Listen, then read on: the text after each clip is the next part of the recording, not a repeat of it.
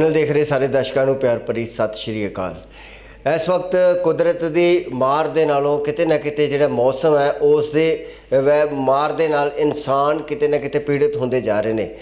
पूरे देश भर की गल करिए तो हर पासे इंसानों दीयां अखां दे उत्ते ज़्यादा असर दिखाई दे रहा है तो हर एक इंसान उस अखां दी बीमारी तो डर दे नाल पीड़ित है, या फिर उसका कितना क डर इस वक्त सानू दिलों दे विच चल रहा है। इस उत्ते गल्लां बातां करन वास्ते इस वक्त आई स्पैशलिस्ट डॉक्टर कशिश गुप्ता दे नाल गलबात करदे आ, जानदे आ कितना क सानू एहतियात रखनी चाहिए है, किस तरह के सानू परहेज करने चाहिए ने। डॉक्टर साहब स्वागत करते हैं जी। थैंक यू जी, बहुत बहुत शुक्रिया, बहुत बहुत धन्यवाद ਤੁਹਾਡੇ ਪ੍ਰੋਗਰਾਮ ਸਾਨੂੰ ਬੁਲਾਉਣ ਦਾ। डॉक्टर साहब किते ना किते आई फ्लू का डर हर एक इंसान के दिमाग दे विच चल रहा है तो जेकर जिहड़े इंसान पीड़ित तो है ही, दूसरा इंसान भी उस तो डरी जा रहा है। ये की कारणा करके हुंदा जी? सर आई फ्लू ਨੂੰ ਆਪਾਂ ਪੰਜਾਬੀ ਵਿੱਚ ਦੁਖਨੀ ਵੀ ਆਖਦੇ ਹਾਂ। सो ये बेसिकली अख की जी उपरली लेयर है वो एक इन्फेक्शन होंगी है। सो जो कंजंक्टिव होंगे जो ट्रांसपेरेंट लेयर होंगी है वो इन्फेक्शन होंगी है, कंजंक्टिवाइटिस भी कहने असी अपनी भाषा के। सो क्योंकि हुण इन्ने फ्लड्स आए ने, हड़ आए हैं अपने आस पास, सो वो करके ह्यूमिडिटी वध जाती है, अपने जोड़े एनवायरनमेंट है, जी अपनी हवा है वो नमी वध जाती है।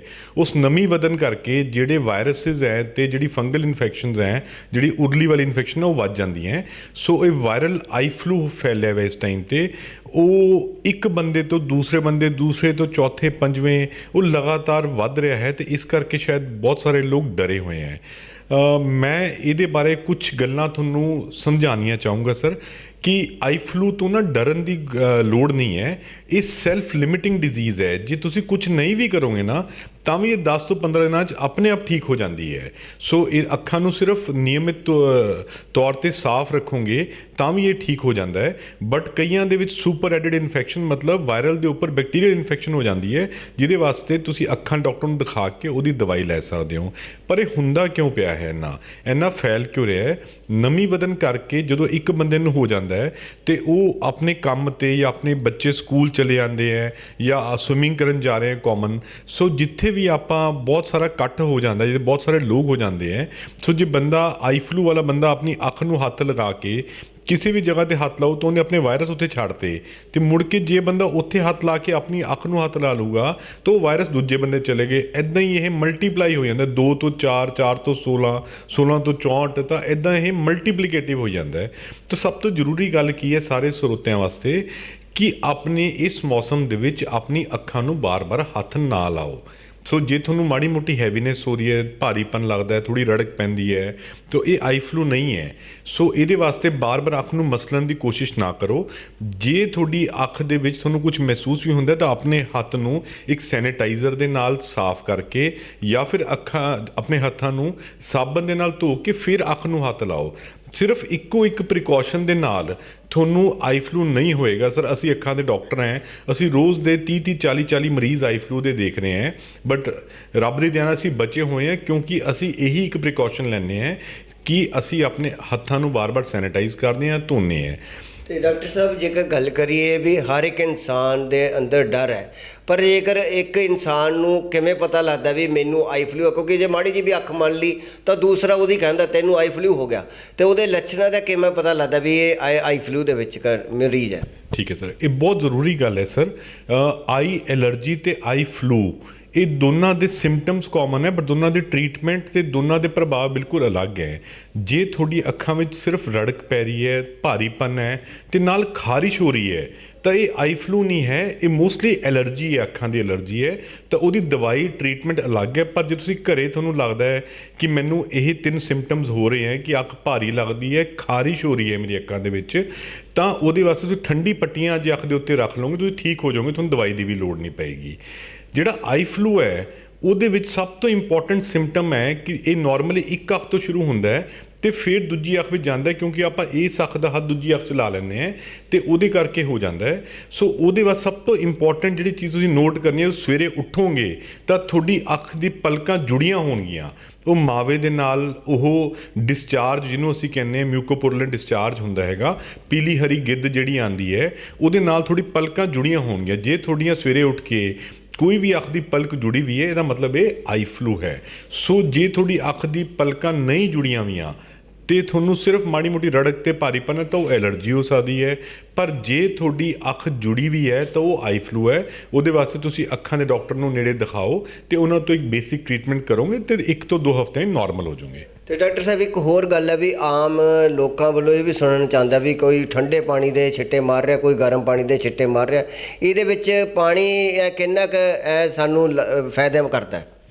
ਸਰ ਦੇਖੋ, ਪਾਣੀ ਦਾ ਕੋਈ ਰੋਲ ਨਹੀਂ ਹੈ। ਜ਼ਿਆਦਾਤਰ ਜਿਹੜੇ ਮੇਰੇ ਕੋਲ ਪੇਸ਼ੈਂਟ ਆ ਰਹੇ ਹੈ ਉਹਨਾਂ ਦੀ ਅੱਖਾਂ ਦੀ ਪਲਕਾਂ ਇੰਨੀਆਂ ਸੁੱਜੀਆਂ ਹੁੰਦੀਆਂ ਹੈ, ਉਹ ਫਲੂ ਕਰਕੇ ਘੱਟ ਹੁੰਦੀਆਂ। ਪਰ ਪੇਸ਼ੈਂਟ ਆਪਣੇ ਹੱਥ 'ਚ ਰੁਮਾਲ ਰੱਖ ਕੇ, ਕਿਉਂਕਿ ਉਹਨੂੰ ਰੜਕ 'ਤੇ ਪਾਣੀ ਪੈ ਰਿਹਾ ਹੁੰਦਾ, ਚਿਪਕੀ ਹੁੰਦੀ, ਬਾਰ-ਬਾਰ ਰਗੜੀ ਜਾਂਦਾ ਹੈ, ਉਹਦੇ ਕਰਕੇ ਉਹ ਸੁੱਜ ਜਾਂਦੀ ਹੈਗੀਆਂ। ਸੋ ਜਿਹੜਾ ਠੰਡੇ ਪਾਣੀ ਦੀ ਟਕੋਰ ਹੈਗੀ ਹੈ ਉਹ ਜ਼ਰੂਰੀ ਹੈ ਐਲਰਜੀ ਪੇਸ਼ੈਂਟ ਵਾਸਤੇ। ਜਿਹਨੂੰ ਖਾਰਿਸ਼ ਹੁੰਦੀ ਹੈ ਤਾਂ ਉਹ ਟਿਕਾ ਹੋ ਜਾਏਗਾ। ਜਿਹਨੂੰ ਆਈ ਫਲੂ ਹੋਇਆ ਹੈ ਉਹਦੇ ਵਾਸਤੇ ਸਵੇਰੇ ਉੱਠ ਕੇ ਕਾਟਨ ਨੂੰ ਪਾਣੀ 'ਚ ਰੂਹ ਨੂੰ ਨਾ, ਮੈਡੀਕਲ ਵਾਲੀ ਜਿਹੜੀ ਰੂਹ ਆਉਂਦੀ ਉਹਨੂੰ ਪਾਣੀ 'ਚ ਉਬਾਲ ਕੇ ਠੰਡਾ ਕਰਕੇ ਤੇ ਉਹਦੇ ਨਾਲ ਜਿਹੜੀ ਆਪਣੀ ਅੱਖ ਦੇ ਆਸ-ਪਾਸ ਸਾਰੀ ਗਿੱਧ ਜੰਮੀ ਵੀ ਹੈ ਉਹਨੂੰ ਚੰਗੀ ਤਰ੍ਹਾਂ ਸਾਫ਼ ਕਰ ਲੇ ਇੱਕ ਵਾਰ ਤੇ ਉਹਨੂੰ ਡਰਾਈ ਕਰ ਲੇ। ਸੋ ਜੇ ਤੁਹਾਨੂੰ ਆਈ ਫਲੂ ਹੈ ਤੇ ਤੁਹਾਨੂੰ ਬਾਰ-ਬਾਰ ਰੜਕ ਤੇ ਤੁਹਾਡੇ ਬਾਰ-ਬਾਰ ਡਿਸਚਾਰਜ ਆ ਰਿਹਾ ਹੈ ਤਾਂ ਰਾਦਰ ਦੈਨ ਕਿ ਤੁਸੀਂ ਰੁਮਾਲ ਨੂੰ ਬਾਰ-ਬਾਰ ਰਗੜੀ ਜਾਓ, ਟਿਸ਼ੂ ਪੇਪਰ ਲਓ, ਉਹਦੇ ਨਾਲ ਉਹਨੂੰ ਦਬਾਓ, ਉਹਨੂੰ ਸੋਕ ਕਰਨਾ ਹੈ, ਉਹਨੂੰ ਰਗੜਨਾ ਨਹੀਂ ਹੈ, ਉਹਨੂੰ ਸੋਕ ਕਰਕੇ ਉਹਨੂੰ ਸੁੱਟ ਦਿਓ। ਫਿਰ ਜਦੋਂ ਤੁਹਾਡੇ ਦੁਬਾਰਾ ਕੁਝ ਹੁੰਦਾ ਫਿਰ ਇੱਕ ਨਵਾਂ ਟਿਸ਼ੂ ਲਓ, ਉਹਦੇ ਨਾਲ ਪ੍ਰੈਸ ਕਰਨਾ ਹੈ, ਦਬਾਉਣਾ ਹੈ ਤੇ ਉਹਦੇ ਨਾਲ ਤੁਹਾਡੀ ਅੱਖ ਸੁੱਜੇਗੀ ਨਹੀਂ। ਸੋ ਪਲੀਜ਼ ਤੁਸੀਂ ਆਪਣੇ ਰੁਮਾਲ, ਕੱਪੜੇ ਜਾਂ ਉਹਦੇ ਨਾਲ ਬਾਰ-ਬਾਰ ਉਹਨੂੰ ਰਗੜੀ ਨਾ ਜਾਓ, ਤੁਸੀਂ ਠੀਕ ਨਹੀਂ ਹੋਵੋਗੇ ਨਹੀਂ ਤਾਂ। ਤੇ ਡਾਕਟਰ ਸਾਹਿਬ ਇੱਕ ਹੋਰ ਗੱਲ ਹੈ ਵੀ ਜਿਵੇਂ ਅਕਸਰ ਅਸੀਂ ਜਦੋਂ ਇਹ ਗੱਲਾਂ ਕਰਦੇ ਹਾਂ ਤਾਂ ਲੋਕ ਕਹਿ ਦਿੰਦੇ ਨੇ ਵੀ ਤੇਰੀ ਅੱਖ ਕੰਨੀ ਦੇਖਦੇ ਸਾਰ ਮੇਰੀਆਂ ਅੱਖਾਂ ਦੁਖਣੀਆਂ ਆ ਜਾਣਗੀਆਂ। ਇਹ ਦੇਖਣ ਦੇ ਨਾਲ ਵੀ ਫੈਲਦਾ ਜਾਂ ਨਹੀਂ? ਕਿਉਂਕਿ ਬਹੁਤ ਸਾਰੇ ਲੋਕਾਂ ਦੇ ਮਨ ਦੇ ਵਿੱਚ ਇਹ ਵਹਿਮ ਚੱਲੀ ਜਾ ਰਿਹਾ।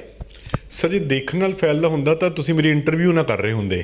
ਸੋ ਮੇਰੀ ਵੀ ਦੁੱਖ ਨਹੀਂ ਆਈ ਹੁੰਦੀ ਤੇ ਤੁਸੀਂ ਵੀ ਕਿਤੇ ਹੋਰ ਭੱਜੇ ਹੁੰਦੇ। ਸੋ ਇਹ ਕੋਵਿਡ ਨਹੀਂ ਹੈ ਜਿਹੜਾ ਤੁਹਾਡੇ ਨੇੜੇ ਆ ਕੇ ਤੁਹਾਨੂੰ ਫੈਲ ਜਾਏਗਾ। ਇਹ ਦੇਖਣ ਨਾਲ ਬਿਲਕੁਲ ਵੀ ਨਹੀਂ ਫੈਲਦਾ। ਸਰ ਅਸੀਂ ਸਾਰਾ ਦਿਨ ਇਹੀ ਕਰਦੇ ਹਾਂ, ਸਾਰਾ ਦਿਨ ਦੇਖ ਰਹੇ ਹਾਂ। ਮੇਰੇ ਸਾਰੇ ਕੁਲੀਗ, ਸਾਰੇ ਡਾਕਟਰਸ ਪੂਰੇ ਇੰਡੀਆ ਦੇ ਅੱਜ ਦੀ ਡੇਟ 'ਚ ਦਿਨ ਦੇ 30 40 ਮਰੀਜ਼ ਫਲੂ ਦੇ ਦੇਖ ਰਹੇ ਹਾਂ। ਸਾਨੂੰ ਨਹੀਂ ਹੁੰਦਾ। ਇਹ ਸਿਰਫ ਟੱਚ ਨਾਲ ਫੈਲਦਾ ਹੈ। ਜੇ ਕੋਈ ਫਲੂ ਵਾਲਾ ਬੰਦਾ ਆਪਣੀ ਅੱਖ ਨੂੰ ਹੱਥ ਲਾ ਕੇ ਕਿਤੇ ਟੱਚ ਕਰੂਗਾ, ਤੁਸੀਂ ਉੱਥੇ ਟੱਚ ਕਰਕੇ ਆਪਣੀ ਹੱਥ ਨੂੰ ਲਾਓਗੇ, ਇਹਨੇ ਆਈ it is a communicable disease, ਮਤਲਬ ਇਹ ਟੱਚ ਨਾਲ ਫੈਲਦੀ ਹੈ। ਸੋ ਕਾਈਂਡਲੀ ਨਮਸਤੇ ਕਰੋ, ਸਤਿ ਸ਼੍ਰੀ ਅਕਾਲ ਬੁਲਾਓ। ਅੱਜ ਕੱਲ੍ਹ ਦੇ ਮੌਸਮ 'ਚ ਹੱਥ ਨਾ ਮਿਲਾਓ ਲੋਕਾਂ ਨਾਲ। ਦੂਰੋਂ ਜਿਹੜਾ ਆਪਣੇ ਪੁਰਾਣੇ ਰਿਵਾਜ਼ ਬਣੇ ਸੀਗੇ ਉਹ ਇਸੇ ਕਰਕੇ ਸੀ ਕਿਉਂਕਿ ਇਹਨਾਂ ਮੌਸਮਾਂ ਜਿਹੜੀ ਬਿਮਾਰੀਆਂ ਫੈਲਦੀਆਂ ਕਮਿਊਨੀਕੇਬਲ ਡਿਜ਼ੀਜ਼ ਉਹ ਘਟਾ ਸਕੀਏ। ਸੋ ਆਪਣੇ ਪੁਰਾਣੇ ਚੀਜ਼ਾਂ 'ਤੇ ਆਓ, ਸਤਿ ਸ਼੍ਰੀ ਅਕਾਲ ਬੁਲਾਓ, ਨਮਸਤੇ ਬੁਲਾਓ, ਹੱਥ ਨਾ ਮਿਲਾਓ। ਤੇ ਡਾਕਟਰ ਸਾਹਿਬ ਇੱਕ ਹੋਰ, ਜਿਵੇਂ ਛੋਟੇ ਬੱਚਿਆਂ ਦੇ ਉੱਤੇ ਇਹਦਾ ਵੱਧ ਅਸਰ ਦੇਖਣ ਨੂੰ ਮਿਲਦਾ। ਬਹੁਤ ਸਾਰੇ ਦੇਸ਼ ਦੀ ਗੱਲ ਕਰੀਏ ਤਾਂ ਆਪਣੇ ਦੇਸ਼ ਦੇ ਵਿੱਚ ਬਹੁਤ ਸਾਰੇ ਸਕੂਲਾਂ 'ਚ ਛੁੱਟੀਆਂ ਵੀ ਕਰਨੀਆਂ ਪੈ ਗਈਆਂ, ਤਾਂ ਬੱਚਿਆਂ ਦੇ ਉੱਤੇ ਇਸ ਦਾ ਅਸਰ ਜ਼ਿਆਦਾ ਦਿਖਾਈ ਦੇ ਰਿਹਾ।